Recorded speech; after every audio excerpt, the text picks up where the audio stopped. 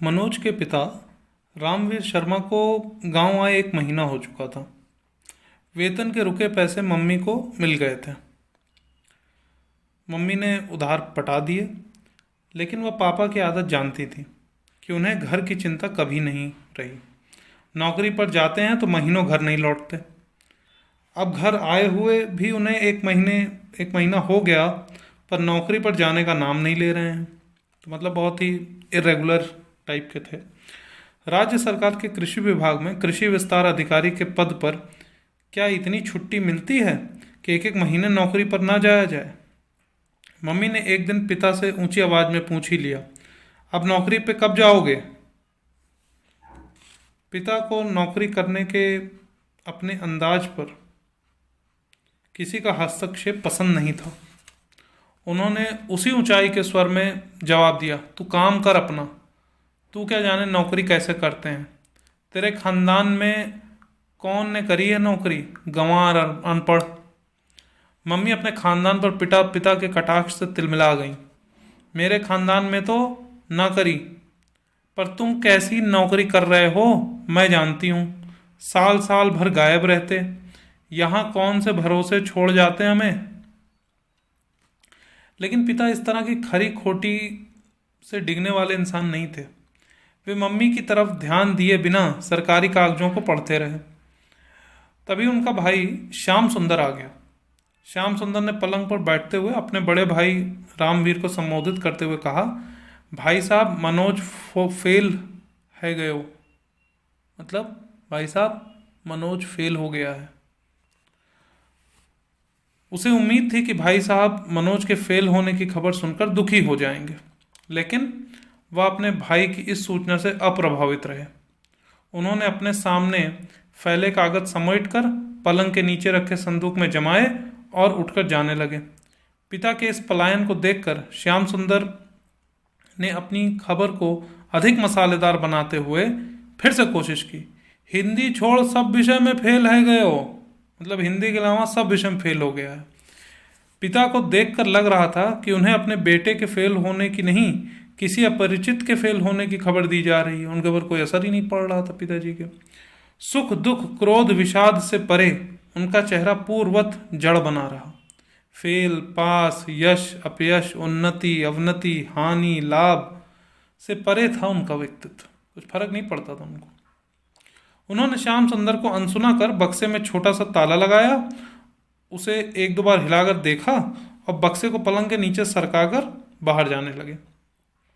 श्याम सुंदर मनोज के फेल होने जैसे रोचक विषय पर शायद लंबी चर्चा चाह रहा था, इसलिए उसने फिर से कोशिश की। ये जनरली क्या होता है कि जो गांव में रिलेटिव्स के बीच में इस तरह का देखने को मिलता है कि अगर एक रिलेटिव के यहाँ कुछ गड़बड़ हो गया तो उसका दूसरा रिलेटिव दुखी होने के बजाय उसको सेलिब्रेट करने की कोशिश करते हैं। तो वही यहाँ पे ये श्याम सुंदर जो कि मनोज के चाचा हुए वो करने की कोशिश कर रहे हैं। तो श्याम सुंदर मनोज के फेल होने जैसे रोचक विषय पर शायद लंबी चर्चा चाह रहा था, इसलिए उसने फिर से कोशिश की। गणित, फिजिक्स, केमिस्ट्री में 10 नंबर भी ना छू पाए हो। मतलब 10 नंबर भी नहीं आया उसका। अंग्रेजी में 50 में से 12 नंबर आए हैं। मजबूत दिल के पिता ने अपने पुत्र की इस प्रोग्रेस रिपोर्ट को भी अनसुना कर दिया। मतलब क्या व्यक्तित्व था गजब का। पिता को चुप देखकर माँ ने बोलना शुरू किया, मोड़ा फेल हो गए हो और इनके कान पे जू ना रेंगती। मतलब बेटा फेल हो गया, इनको कोई फर्क नहीं पड़ रहा। पिता ने जब यह उलाहना सुना तो वह सिगरेट सुलगाकर पलंग पर बैठ गए। उन्होंने 2 3 लंबे कश खींचे और श्याम सुंदर के चेहरे की ओर देखा। श्याम सुंदर ने अपने बड़े भाई को उनके कर्तव्य याद दिलाने शुरू किए। मैंने तो पहले ही कही थी कि मनोज को अपने साथ ले जाओ। साथ रहेगो तो कुछ पढ़ लेगो। गांव में तो आवारा गर्दी ही करेगो। हो गए हो फेल। मतलब अपने साथ ले जाते तो थोड़ा अच्छे से पढ़ लेता। अब गांव में आवारा गर्दी कर रहा था और फेल हो गया। मनोज 8वीं क्लास तक पिता के साथ ही रहा था। रायपुर, गरियाबंद और फरसाबाद में पूरा परिवार साथ रहा। लेकिन 4 साल से मनोज, कमलेश, छोटी बहन रजनी और मम्मी को गांव में ही रहना पड़ रहा था। पिता उन्हें अपने साथ डिंडोरी नहीं ले गए। पिता ने पढ़ाई के लिए सबसे ज़रूरी 4 साल गांव में रहकर बर्बाद कर दिए। सॉरी, मनोज ने पढ़ाई के लिए सबसे ज़रूरी 4 साल गांव में रहकर बर्बाद कर दिए। कमलेश को पढ़ाई में कोई रुचि नहीं थी। वो छोटा वाला जो भाई था मनोज का, उसको भी कोई रुचि नहीं थी। उसने तो 8वीं के बाद ही पढ़ाई छोड़ दी थी। रजनी तो लड़की थी, पिता की नज़र में उसे पढ़ाई की कोई ज़रूरत ही नहीं थी। मतलब लड़की है तो घर का काम काज करे, उसको पढ़ाई करके ऐसा हो क्या कर लेगी, इस तरह की सोच थी वहाँ पे। पिता को अब श्याम सुंदर के इस एक तरफा डिस्कशन में बिल्कुल रुचि नहीं रही। उन्होंने पलंग पर बैठे बैठे सिगरेट की राख झाड़ी और भारी आवाज़ में निष्कर्ष वाक्य बोला, अगले साल है जाओगे पास, मतलब कि नेक्स्ट ईयर पास हो जाएगा, अगले साल पास हो जाएगा। इतना कहकर वह लापरवाही और झूमती हुई चाल में सीढ़ियों से उतरने लगे। उतरते उतरते उन्होंने मम्मी से कहा, 10 बज गए, नाश्ता कब बनावेगी? भूख से मारबे को विचार है क्या? मतलब 10 बज गया है, खाना कब मिलेगा, नाश्ता कब मिलेगा, क्या आप मुझे मार देना चाहती हो भूख से? ये उन्होंने पूछा। मनोज को जब पता चला कि वह हिंदी को छोड़कर सभी विषयों में फेल हो गया तो वह दुखी होकर पुलिया के किनारे हनुमान जी के मंदिर में बैठ काफ़ी देर तक आंसू बहाता रहा। हिंदी के पेपर में उसे 100 में से 62 नंबर मिल गए थे। हिंदी सरल होने के अलावा उसकी रुचि का विषय भी था, ठीक है ना। उसे उपन्यास, कविता और कहानियाँ पढ़ने का शौक था, लेकिन हिंदी अकेले उसका बेड़ा पार नहीं लगा सकती थी। अंग्रेजी ने भी धोखा दे दिया था। माई बेस्ट फ्रेंड पर ऐसे लिखते समय केवल पहली लाइन उसने ठीक लिखी थी, my best friend is Rakesh. इसके बाद उसे गलत स्पेलिंग और टेंस का सहारा लेना पड़ा। वह 2-3 लाइन के आगे नहीं लिख पाया। तो इंग्लिश में बहुत बुरी स्थिति थी इनकी। मंदिर से बाहर निकलकर वह अपने दोस्त राकेश के घर चला गया। दुखी मनोज को राकेश ने सांत्वना देते हुए कहा, अब तो दिन भर है गए हो, कब तक मुंह लटकाए रहोगे? मतलब कि अब पूरा दिन बीत चुका है, अब कब तक ऐसे मुंह लटका कर रहोगे? तो ये वहाँ की लोकल भाषा में लिखा गया है, मैं थोड़ा सा सिंपल हिंदी में बोलने की कोशिश कर रहा हूँ इसको। विष्णु फर्स्ट डिवीज़न से पास हो गया था। विष्णु वही पंडित कालीचरण का बेटा जो एक्चुअली में पढ़ाई किया करता था। तो विष्णु फर्स्ट डिवीज़न से पास हो गया था। उसे अपने पास होने की खुशी थी, पर मनोज को सांत्वना देने भी उसकी मजबूरी थी। थोड़ा आसपास रहते थे तो उसने मनोज से कहा, मैंने तो पहले ही कही थी कि पढ़ ले, नकल को भरोसा ना हो। मतलब मैंने पहले कहा भाई पढ़ लो, नकल भरोसा ना करो। मनोज ने विष्णु की समझाइश का उत्तर देते हुए कहा, मुझे समझ ही ना आते गणित के सवाल, कैसे पढ़ लूँ? मेरे तो समझ में ही नहीं आता है गणित के सवाल, कैसे पढ़ लूँ भाई? तीनों मित्र बातें करते करते मनोज के दरवाजे के सामने कुएं पर पहुंच गए। कुएं पर महिलाएं पानी भर रही थी। बूढ़ी महिला ने मनोज से कहा, ए लल्ला, तू आ गए हो, ने को बाल्टी खींच दे। मतलब बेटा तुम आ गए, जरा बाल्टी खींच दो। मनोज के द्वारा बाल्टी खींचने के बाद आदत के अनुसार बूढ़ी महिला ने अपना रटा रटा आशीर्वाद उसे दे दिया, वही अपना फर्स्ट आने वाला, लल्ला तू फर्स्ट से पास होएगो। मनोज ने आशीर्वाद सुना तो निराश फीकी हंसी उसके होठों पर आ गई। पास खड़े चाचा श्याम सुंदर ने भी बुढ़िया का आशीर्वाद सुन लिया। उनसे नहीं रहा गया, उन्होंने आसपास खड़े लोगों को सुनाते हुए तेज आवाज में बोलना शुरू कर दिया, अरे ताई अब का फर्स्ट आवेगो, मनोज तो पास ना हो पायो, फर्स्ट की तो बात दूर।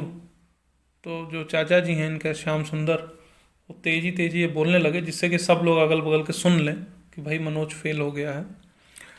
मनोज अपने इस सार्वजनिक अपमान से आहत हो गया, लेकिन राकेश के दिमाग में बहुत देर से एक बात रुकी हुई थी। उसने कहा, मैं तो कह रहा हूँ पढ़ाई लिखाई में अब कुछ ना धरो, BA MA चप्पल चटका रहे हैं, तू तो को काम धंधो शुरू कर दे। तो जो इनके दोस्त हैं, दूसरे दोस्त जो माई बेस्ट फ्रेंड इस राजेश सॉरी राकेश ना, तो राकेश जो उनके बेस्ट फ्रेंड हैं वो सलाह दे रहे हैं कि भाई पढ़ाई लिखाई में कुछ नहीं रखा है, बीए एमए सब करने वाले इधर उधर टहलते रहते हैं, कुछ उनको नौकरी नहीं मिलती, इससे अच्छा है कि तुम कोई काम धंधा शुरू करो। मनोज को राकेश का विचार अच्छा तो लगा, पर वह अपने घर की आर्थिक स्थिति जानता था। राकेश धंधे के लिए लाखों रुपए चाहिए, कहाँ से आएंगे? तो उसने पूछा भाई जो पैसे चाहिए वो कहाँ से आएंगे, ऐसे ही धंधा थोड़ी शुरू हो जाएगा। भविष्य के प्रति निराश और अनिश्चित मनोज अपने घर पहुंच गया। उसका छोटा भाई कमलेश सुबह से गायब था। माँ अपने छोटे बेटे के इस तरह गायब होने से परेशान थी। माँ ने पिता से अपनी चिंता व्यक्त की तो उन्होंने कहा, सवेरे आ जाएगो, परेशान न हो, तो रोटी बना। कि बेटा कोई बात नहीं, बेटा अभी नहीं मिल रहा है या कहीं चला गया, आ जाएगा सुबह, काहे ले परेशान हो, आप खाना वगैरह बनाओ, है ना। उनको इसकी कोई चिंता नहीं है कि उनका बेटा कहाँ टहल रहा है, तो इन पिताजी को कोई चिंता नहीं है। इतना कहकर पिता निश्चिंत भाव से छत पर टहलने चले गए। अगले दिन सुबह 7 बजे कमलेश आ गया।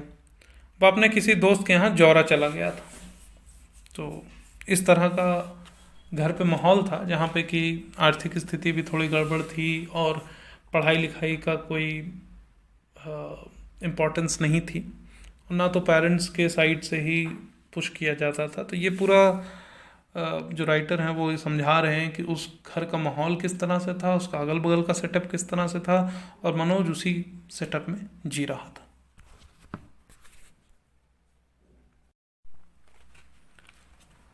कमलेश जौरा से खाली हाथ लौटकर नहीं आया था, बल्कि विचारों की नई रोशनी लाया था। वह परिवार को पटरी पर लाने की एक अभूतपूर्व योजना पिता को बता रहा था। बल्ले न्यू ब्रांड टेम्पो खरीद रहा हुआ है, इसलिए अपनो पुरानो टेम्पो बेच रहा है 40,000 में। महीने के 8-10 हज़ार कहूँ न गए, मैं चला लेगू। तो जो कमलेश हैं छोटे भाई, वो पिताजी को बता रहे हैं कि जो बल्ले है वो अपना भाई नया टेम्पो लेने जा रहा है, पुराना वाला बेच रहा है 40,000 में। तो ये चाहते हैं कि उसको खरीद लिया जाए और बड़े आराम से ये हर महीने उससे 8-10 हज़ार रुपये कमा लिया करेंगे और ये उसको चलाएंगे। अब आप सोच सकते हैं कि अभी ये कितना मतलब यंग है, 8th के बाद पढ़ाई छोड़ चुके हैं, तो बहुत ज़्यादा अभी ये बड़े नहीं हुए हैं, इनकी एज ज़्यादा 10th 11th टाइप के बच्चों की होगी, शायद ढंग से इनका लाइसेंस भी ना बने, ड्राइविंग लाइसेंस, लेकिन ये रेडी हैं वहाँ पे ऑटो चलाने के लिए। मनोज जानता था कि 12th फेल हो जाने के बाद उसे अब कोई भी नौकरी नहीं मिल सकती, उसे अब किसी काम धंधे के बारे में ही सोचना चाहिए। इसलिए उसे कमलेश की योजना उपयोगी लगी। उसके आसपास के सभी लड़के यही सब काम तो कर रहे हैं, कोई टेम्पो चला रहा है, कोई इलेक्ट्रीशियन का काम कर रहा है, जिसके पास कुछ पैसा अधिक है उसने जौरा में किराने की दुकान खोल ली। एसटीडी का चलन बढ़ रहा था तो किसी ने एसटीडी बूथ डाल लिया। और जिसके पास ज़मीन थी वे खेती कर रहे थे। तो ये अलग अलग तरह का काम वहाँ पे लड़के कर रहे थे। एसटीडी बूथ ये पहले पीसीओ हुआ करता था, जहाँ पे कि कोई भी आदमी पैसा दे करके फ़ोन मिला सकता था, अब तो सबके पास मोबाइल हो गया, तो वो भी एक काम हुआ करता था। मनोज के पिता और चाचा दोनों के पास खेती के नाम पर केवल 3 बीघा ज़मीन ही थी, जिससे साल भर के लिए खाने लायक गेहूं के अलावा कुछ नहीं होता था। तो बहुत ज़्यादा ज़मीन नहीं थी, इसलिए धंधे के अलावा उनके पास कोई दूसरा विकल्प नहीं था, वो खेती नहीं कर सकते थे। लेकिन पिता के पास टेम्पो खरीदने के पैसे नहीं थे। उन्होंने बहाना बनाया, टेम्पो चला के घर की इज्जत बिगाड़ोगे, पढ़ो लिखो, परिवार है हमारो। अपने बेटे को जवाब दिया पिताजी ने कि भाई टेम्पो चलाओगे तो घर की इज्जत नीचे हो जाएगी, आप हमारा घर जो है, घर परिवार हमारा पढ़ा लिखा लोगों का है, तो ये शोभा नहीं देता। पिता का इनकार सुनकर दोनों बेटे चुप हो गए, पर माँ ने पिता से लोहा लेने का मन बना लिया। वाह, बहुत इज्जत है तुम्हारी, घर घर जाके उधार मांगती हूँ, तब इज्जत ना जावते। मतलब मैं घर घर जाके उधार मांगती हूँ तब तुम्हारी इज्जत नहीं जाती है। मोड़ा मेहनत करके कछु करबो चाह रहे हैं तो जे मदद करबे की जगह टांग अड़ा रहे हो। मतलब अपना बेटा कुछ करना चाहता है ना, मेहनत करके कुछ करना चाहता है, पैसे कमाना चाहता है, तो आप मदद करने के बजाय आप उसमें टांग अड़ा रहे हो, उसके आइडिया में या उसके इनिशिएटिव में। माँ का उलाहना सुनकर पिता ने मौन साध लिया। अगले दिन सुबह माँ ऊपर कमरे में गई तो उसने देखा कि पिता बैग में कपड़े जमा रहे हैं। पिता को कपड़े जमाते देख वह ठगी रह गई।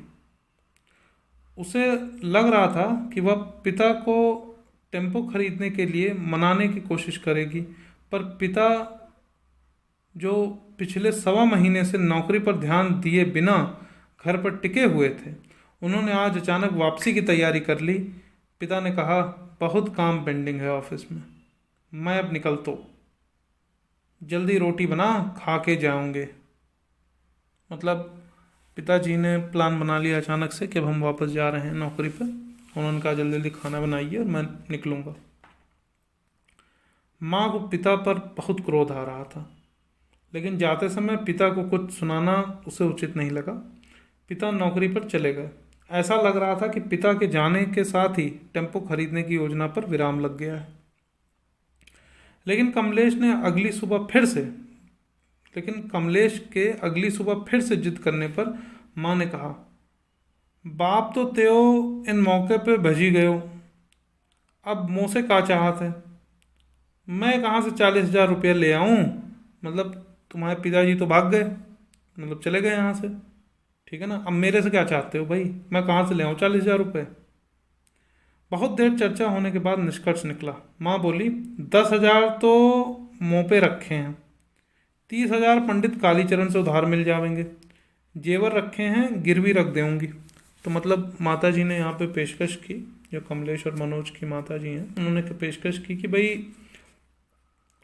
10,000 है मेरे पास, बाकी 30,000 रुपये मैं अपने जेवर अर्थात गहने, ऑर्नामेंट्स, ज्वेलरी को गिरवी रख करके पंडित कालीचरण से ले लूँगी, ठीक है। 40,000 में बल्ले का सेकंड हैंड टेम्पो आ गया तो ले लिया गया। फिर उम्मीद और आत्मविश्वास से भर गया पूरा परिवार। कमलेश ड्राइविंग सीट पर बैठ गया। किराया इकट्ठा करने की जिम्मेदारी कंडक्टर मनोज को मिली। अभी देखिए, छोटा भाई यहाँ पे ड्राइवर बन गया और बड़ा भाई कंडक्टर बन गया। मनोज ने सवारियों को आकर्षित करने के लिए आवाज़ लगाना शुरू किया, छैरा, भर्रा, बाग चीनी, मुरैना। थोड़ी देर में मुरैना की 5 सवारियां मिल गईं। टेम्पो सवारियां लिए मुरैना की ओर बढ़ गया। व्यवसाय की शुरुआत अच्छी रही। रात को घर आकर मनोज ने आज की कमाई के 200 रुपये माँ को दे दिए। माँ दोनों बच्चों के इस तरह पैसे कमाकर लाने के कारण भावुक हो गई। दिन भर की मेहनत के बाद मनोज का चेहरा रूखा हो गया, बाल धूल से सन गए, शर्ट मटमैली हो गई, होंठ पपड़ा गए।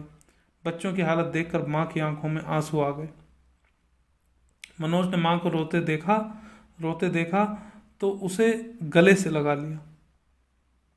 उसने कहा, चिंता काय कर रही है, अब तेरा मोड़ा कमाने लगे हैं, अब तेरे मोड़ा कमान लगे हैं। मतलब कि आप काहे लिए अब चिंता कर रही हैं, अब आपके बच्चे कमाने लगे हैं, दोनों बेटे कमाने लगे हैं। लगभग 1 महीने तक टेम्पो चलता रहा।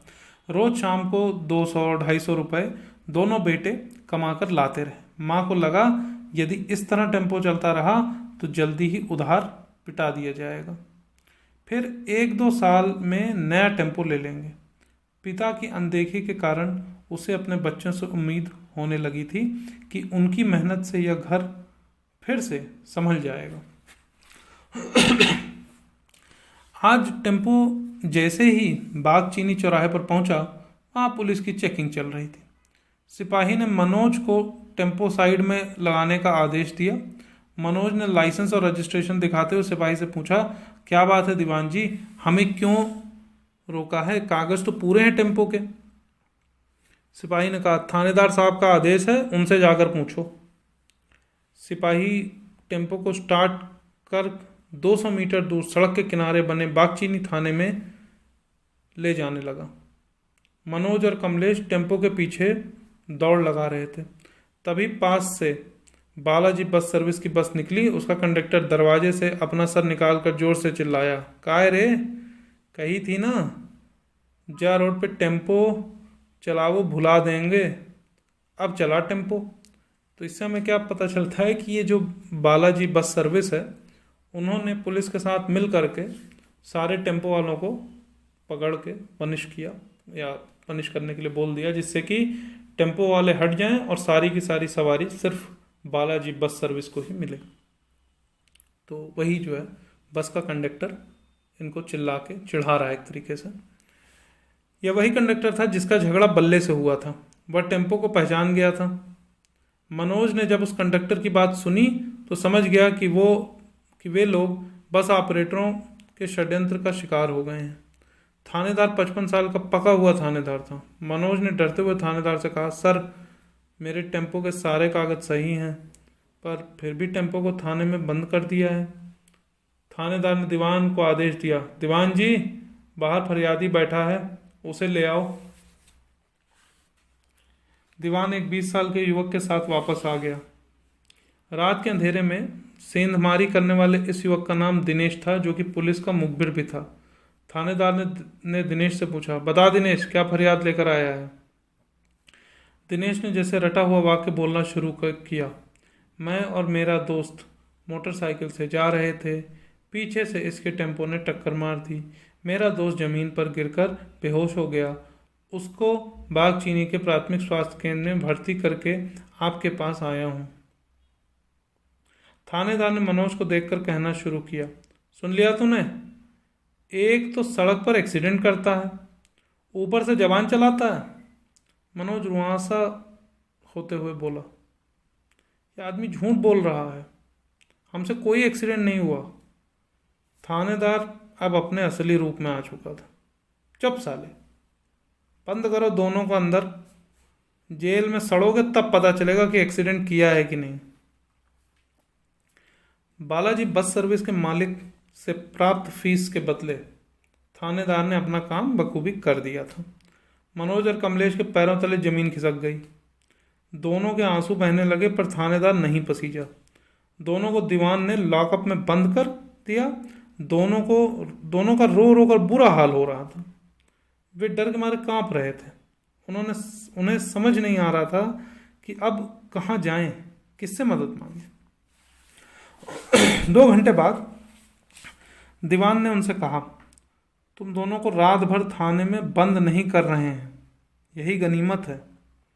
थानेदार साहब बहुत रहम दिल हैं, अब जाओ। लेकिन अब यह टेम्पो तो कोर्ट से ही मिलेगा। कोर्ट से छूटने के इंतजार में कई टेम्पो थाने के बाहर खड़े कबाड़ में तब्दील हो रहे थे। दोनों समझ गए कि अब कोर्ट से छूटने का मतलब है कि उनका टेम्पो भी यहाँ खड़े खड़े कबाड़ हो जाएगा। थाने से छूटने के बाद दोनों अपनी जान बचाकर भागे। दोनों का पुलिस से यह पहला सामना था। उनके लिए थाना रक्षक नहीं भक्षक बना था।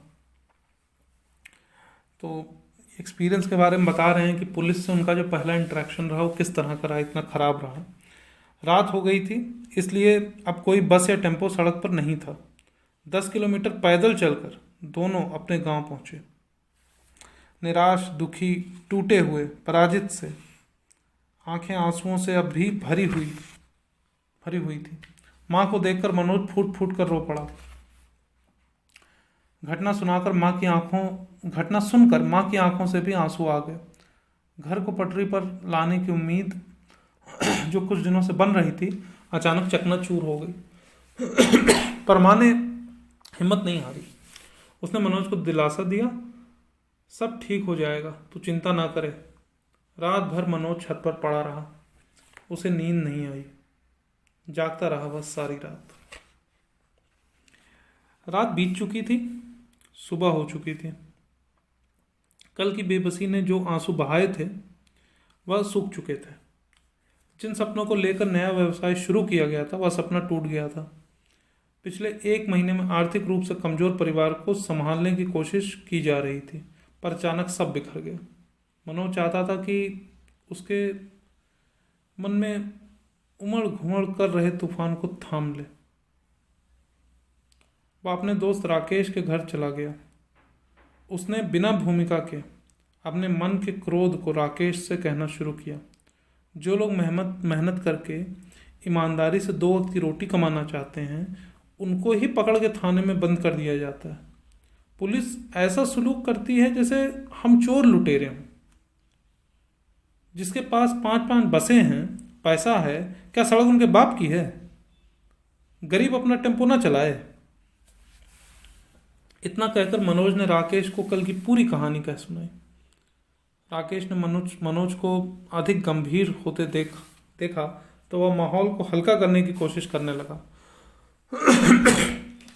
कोई नई बात बता, ये तो सब जानते हैं। आज तेरे साथ घटना घट गई तो तू परेशान हो रहे हो है। रोज जेई लड़ाई झगड़ा है रहे है, गरीब ऐसे ही पिस रहे हो है। तो जो दोस्त हैं राकेश, उन्होंने कहा कि भाई कुछ और नया बताओ, ये तो कॉमन चीज़ है, रोज होती रहती है। अभी आज तुम्हारे साथ हुआ है तो तुमको बहुत बुरा लग रहा है, बाकी जो गरीब है उसकी तो यही स्थिति है, हर दिन वो पिस रहा होता है। मनोज के मन का विद्रोह और भड़क गया। पर ये तो गलत है ना, जो ईमानदारी से मेहनत से अपना काम कर रहा है उसे क्यों सताया जाता है। राकेश ने जीवन का व्यवहारिक ज्ञान सपाट तरीके से मनोज को देने की कोशिश की। मनोज, इसलिए आदमी मेहनत करतो, अपने मोड़ा मोड़िए न पढ़ावतो, नेता पुलिस से दोस्ती करतो, तुम्हारे पास पैसा होते तो थानेदार के मुंह पे मारते, तुम्हें नेता विधायक कलेक्टर एसपी जानते तो वे थानेदार से तुम्हारी सिफारिश कर देते।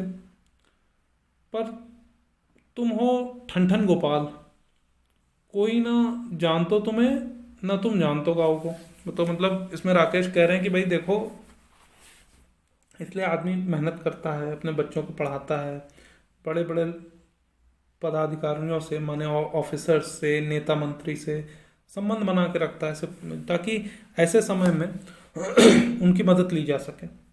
लेकिन तुम्हारा तो किसी से संबंध नहीं है, तुम किसी बड़े व्यक्ति को जानते नहीं हो यहाँ पे जो कि तुम्हारी सिफारिश कर सके। मनोज को यह कड़वी बात पसंद नहीं आई। मतलब पुलिस की कोई जिम्मेदारी नहीं है कि झूठे केस ना बनाए, गरीबों पर अत्याचार ना करे। तो ये मनोज वापस पूछ रहा है गुस्से में। वह नियम और सिद्धांत की बात ही पकड़े हुए था, लेकिन राकेश ने कठोर सच्चाई उसके सामने रख दी। तेरे जैसे लोग गाड़ीबाजी ना कर सकत, सवारी बिठाने के चक्कर में गोली भी चल सकती है। पिछले महीना जौरा पुलिया पे चली ना आती गोली, एक टेम्पो वाले की जांग में घली हती। तुर अंधे, लड़ाई झगड़ा, पुलिस कचहरी, सड़क पे मारपीट, जिते बस के ना है। तो जो राकेश वो कह रहा है कि भाई ये जो गाड़ीबाजी या ट्रांसपोर्ट का जो काम है, ये इतना सिंपल काम नहीं, तुमसे नहीं हो पाएगा। कभी कभी तो इसमें सवारी के चक्कर में गोली तक चल जाती है, और अभी रिसेंटली गोली चली भी थी, समझ रहे हो। तो इसलिए ये तुम्हारे बस का काम नहीं, इसको छोड़ दो। मनोज कल से जिस घटना के कारण इतना परेशान था, उस घटना को राकेश ने बहुत ही चलताऊ और रोजमर्रा की घटना मान लिया। पर थानेदार की शक्ल याद करके मनोज को रह रह कर क्रोध आ रहा था। पर मैं उस थानेदार को भूल नहीं सकता। राकेश भी अपने सिद्धांत पर डटा रहा। तो ना भूल, सब थानेदार ऐसे ही होते हैं, राजा हरिश्चंद्र ना होते हैं। मतलब सारे थानेदार ऐसे सेम ही रहते हैं, सब वैसे ही रहते हैं, कोई राजा हरिश्चंद्र की तरह सच्चे या सीधे नहीं होते। कुछ अच्छे भी होंगे जो सही काम करते होंगे, झूठे केस नहीं बनाते होंगे, कानून के रक्षक होंगे। मनोज ने अपने मन में कल्पना की। मनोज पॉजिटिव साइड सोचने की कोशिश करा कि कुछ तो अच्छे होते होंगे पुलिस वाले। मनोज की व्यथा अंधकार में प्रकाश की खोज कर रही थी। कहीं से वह आश्वासन चाहता था कि न्याय की पक्षधरता अभी जिंदा है, कि कहीं पे तो न्याय जिंदा है। पर राकेश उसे यह तसल्ली किसी तरह देने को तैयार ना था। अच्छे थानेदार मैंने तो ना सुने, पर मैंने सुनो है कि एसडीएम दुष्यंत सिंह गरीबन की सुनतो है, ईमानदारी से काम करतो है, बड़ी तारीफ सुनी है। तू तो एसडीएम दुष्यंत सिंह से मिल ले, हो सका था टेम्पो छूट जाए। तो राकेश ने बताया कि भाई दुष्यंत सिंह जो एसडीएम है वो बहुत ईमानदार हैं, ऐसा सुना गया है, बहुत अच्छे से काम करते हैं। मे भी तुम जाके दुष्यंत सिंह एसडीएम साहब से मिलो, हो सकता है कि वो तुम्हारी मदद कर दें, टेम्पो छूट जाए। मनोज को राकेश की सलाह पसंद आई। दुष्यंत सिंह के नाम से उसे उम्मीद दिखने लगी।